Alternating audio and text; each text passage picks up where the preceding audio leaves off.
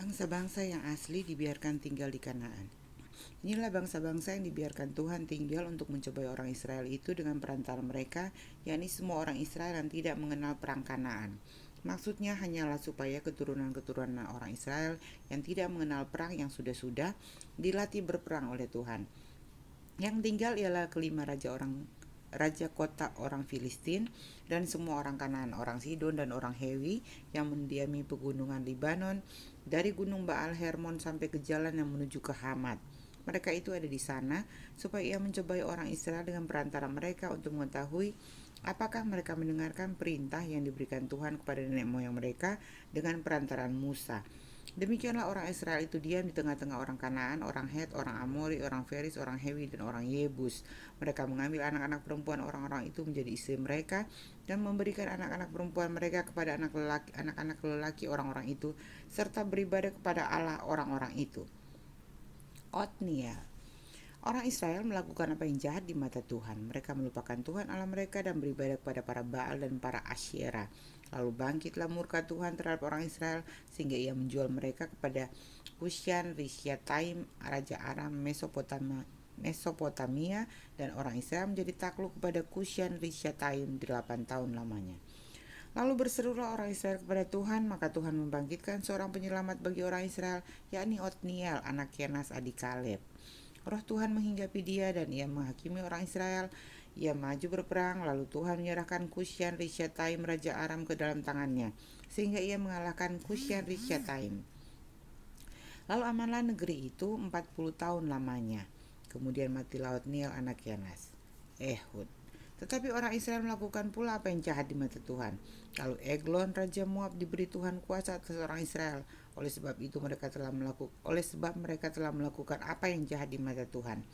Raja ini mengajak Bani Amon dan Bani Amalek menjadi sekutunya. Lalu majulah ia dan memukul orang Israel kalah. Kota pohon korma diduduki mereka. 18 tahun lamanya orang Israel menjadi takluk pada Eglon Raja Moab. Lalu orang Israel berseru kepada Tuhan, maka Tuhan membangkitkan bagi mereka seorang penyelamat, yakni Ehud, anak Gera, orang Benyamin, seorang yang kidal. Dengan perantaraannya, orang Israel biasa mengirimkan upeti kepada Eglon Raja Moab. Dan Ehud membuat pedang yang bermata dua, yang panjangnya hampir sehasta, di sandangnya lah itu dibawa pakaiannya pada pangkal paha kanannya. Kemudian ia menyampaikan upeti kepada Eglon Raja Moab. Adapun Eglon itu seorang yang sangat gendut. Setelah Ehud selesai menyampaikan upeti itu, disuruhnya pembawa-pembawa upeti itu pulang.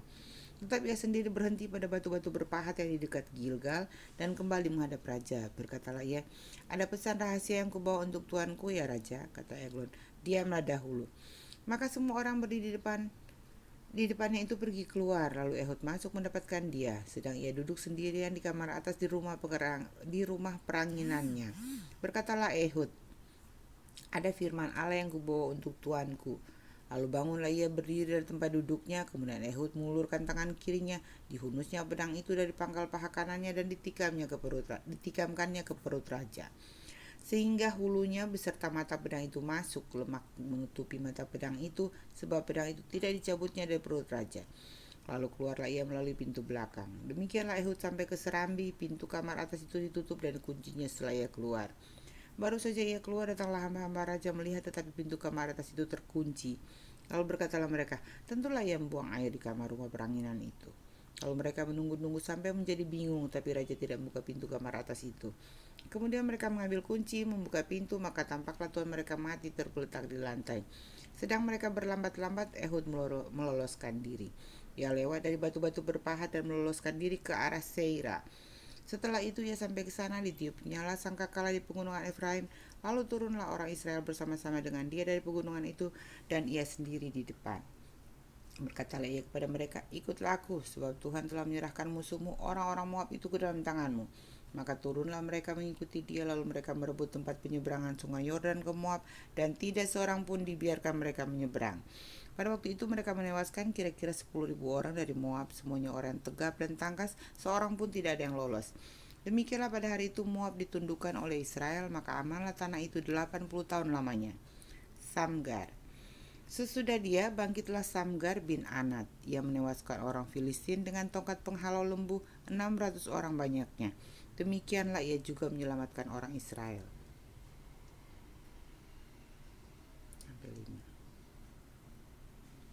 Deborah dan Barak. Setelah Ehud mati, orang Israel melakukan pula apa yang jahat di mata Tuhan. Lalu Tuhan menyerahkan mereka dalam tangan Yabin, raja Kanaan yang memerintah di Hazor. Panglima tentaranya ialah Sisera yang diam di Haroset Hagoyim. Lalu orang Israel berseru kepada Tuhan sebab Sisera mempunyai 900 kereta besi dan 20 tahun lamanya ia menindas orang Israel dengan keras. Pada waktu itu Deborah seorang nabiah, istri Lapidot, memerintah sebagai hakim atas orang Israel. Ia biasa duduk di bawah pohon korma. Ia biasa duduk di bawah pohon korma Deborah antara Rama dan Betel di pegunungan Efraim. Dan orang Israel menghadap dia untuk berhakim kepadanya. Ia menyuruh memanggil Barak bin Abinoam dari Kedes di daerah Naftali, lalu berkata kepadanya, "Bukankah Tuhan Allah Israel memerintahkan demikian? Majulah, bergeraklah menuju Gunung Tabor dengan membawa 10.000 orang Bani Naftali dan Bani Zebulun bersama-sama dengan kau, dan aku akan menggerakkan Sisera panglima tentara Yabin dengan kereta-keretanya dan pasukan-pasukannya menuju ke sungai Kison, dan aku akan menyerahkan dia ke dalam tanganmu." Jawab Barak kepada Deborah, "Jika engkau turut maju, aku pun maju. Tetapi jika engkau tidak turut maju, aku pun tidak maju." Kata Deborah, "Baik, aku turut. Hanya engkau tidak akan mendapat kehormatan dalam perjalanan yang engkau lakukan ini, sebab Tuhan akan menyerahkan Sisera ke dalam tangan seorang perempuan." Lalu Deborah bangun berdiri dan pergi bersama-sama dengan Barak ke Kedes. Barak mengerahkan suku Zebulun dan suku Naftali ke Kedes. Maka 10.000 orang maju mengikuti dia. Juga Deborah maju bersama-sama dengan dia. Adapun Heber orang Keni itu telah memisahkan diri dari suku Keni, dari anak-anak Hobab ipar Musa, dan telah berpindah-pindah memasang kemahnya sampai ke pohon Tarbantin di Zaanaim yang dekat Kedes. Setelah dikabarkan kepada Sisera bahwa Barak bin Abinoam telah maju ke Gunung Tabor, dikerahkannya lah segala keretanya, 900 kereta besi dan seluruh rakyat yang bersama-sama dengan dia dari Haroset Hagoyim ke sungai Kison. Lalu berkatalah Deborah kepada Barak, "Bersiaplah, sebab inilah harinya Tuhan menyerahkan Sisera ke dalam tanganmu. Bukankah Tuhan telah maju di depan engkau?" Lalu turunlah Barak dari Gunung Tabor dan 10.000 orang mengikuti dia. Dan Tuhan mengacaukan Sisera serta segala keretanya dan seluruh tentaranya oleh mata pedang di depan Barak, sehingga Sisera turun dari keretanya dan melarikan diri dengan berjalan kaki. Lalu Barak mengejar kereta-kereta dan tentara itu sampai ke Haroset Hagoyim, dan seluruh tentara Sisera tewas oleh mata pedang. Tidak ada seorang pun yang tinggal hidup. Tetapi Sisera dengan berjalan kaki melarikan diri ke kemah Yael, istri Heber orang Keni itu, sebab ada perhubungan baik antara Yabin, raja Hazor, dengan keluarga Heber orang Keni itu. Yael itu pun keluar mendapatkan Sisera dan berkata kepadanya, "Singgahlah tuanku, silakan masuk, jangan takut." Lalu singgahlah ia ke dalam kemah perempuan itu, dan perempuan itu menutupi diri dengan selimut. Kemudian berkata ia kepada perempuan itu, "Berilah kiranya aku minum air sedikit, aku haus." Lalu perempuan itu membuka kirbat susu, diberikannya lah dia minum dan diselimutinya pula. Lalu katanya kepada perempuan itu, "Berdirilah di depan pintu kemah, dan apabila ada orang datang dan bertanya kepadamu, 'Ada orang di sini?' maka jawablah, 'Tidak ada.'" Tetapi Yael, istri Heber, mengambil patok kemah, diambilnya pula palu, mendekatinya diam-diam, lalu diletakkannya lah patok itu ke dalam pelipisnya sampai tembus ke tanah, sebab ia telah tidur nyenyak karena lelahnya. Maka matilah orang itu. Pada waktu itu muncullah Barak yang mengejar Sisera, keluarlah Yael mendapatkan dia dan berkata kepadanya, "Mari, aku akan menunjukkan kepadamu orang yang kau cari itu." Lalu masuklah Barak ke dalam, dan tampaklah Sisera mati tergeletak dengan patok dalam pelipisnya. Demikianlah Allah pada hari itu menundukkan Yabin raja Kanaan di depan orang Israel. Dan kekuasaan orang Israel kian keras menekan Yabin raja Kanaan, sampai mereka melenyapkan Yabin raja Kanaan itu. Nyanyian Deborah. Pada hari itu bernyanyilah Deborah dan Barak bin Abinoam demikian. Karena pahlawan-pahlawan di Israel siap berperang, karena bangsa itu menawarkan dirinya dengan sukarela, pujilah Tuhan. Dengarlah ya raja-raja, pasanglah telingamu ya pemuka-pemuka, kalau aku mau bernyanyi bagi Tuhan, bermasmur bagi Tuhan Allah Israel. Tuhan, ketika engkau bergerak dari Seir, ketika engkau melangkah maju dari daerah Edom, bergoncanglah bumi, tirislah juga langit, juga awan tiris airnya. Gunung-gunung yakni Sinai bergoyang di hadapan Tuhan Allah Israel. Dalam zaman Samgar bin Ana, dalam zaman Yael kafilah tidak ada lagi, dan orang-orang yang dalam perjalanan terpaksa menempuh jalan yang berbelit-belit. Penduduk pedusunan diam-diam saja di Israel, ya mereka diam-diam sampai engkau bangkit. Deborah bangkit sebagai ibu di Israel. Ketika orang memilih Allah baru, maka terjadilah perang di pintu gerbang. Sesungguhnya perisai ataupun tombak tidak terlihat di antara 40.000 orang Israel. Hatiku tertuju kepada para panglima Israel, kepada mereka menawarkan dirinya dengan sukarela di antara bangsa itu. Pujilah Tuhan, kamu yang menunggang keledai betina putih, kamu yang duduk di atas permadani, kamu yang berjalan-jalan, ceritakanlah hal itu.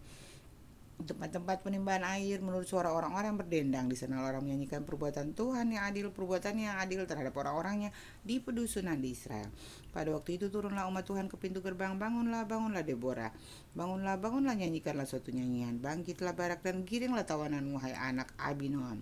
Lalu turunlah para bangsa yang terluput, umat Tuhan turun baginya sebagai pahlawan dari suku Efraim. Mereka datang ke lembah mengikuti engkau, ya suku Benyamin, dengan laskarmu. Dari suku Makir turunlah para panglima. Dan dari suku Zebulon orang-orang pembawa tongkat pengerah, juga para pemimpin suku Isakar menyertai Deborah. Dan seperti Isakar demikianlah Naftali menyertai Barak. Mereka menyusul dia dan menyerbu masuk ke lembah.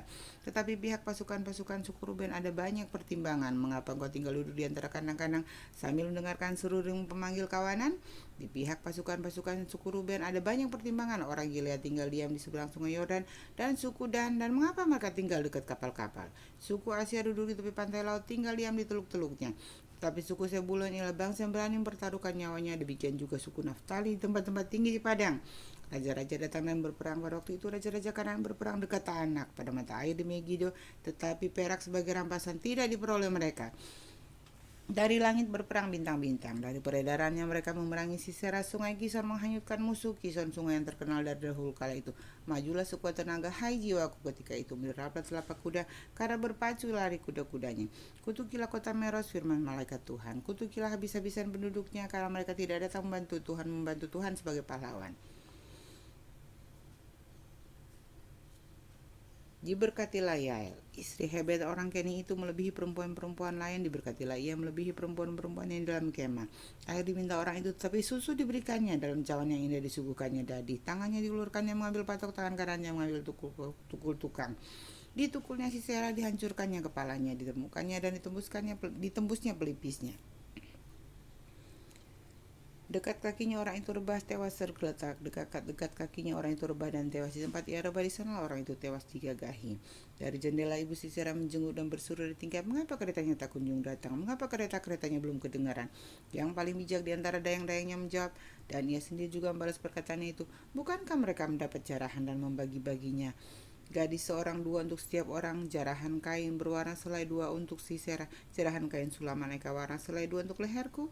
Demikianlah akan binasa segala musuhmu ya Tuhan, tetapi orang yang mengasihinya bagaikan matahari terbit dalam kemegahannya. Lalu amanlah negeri itu 40 tahun lamanya.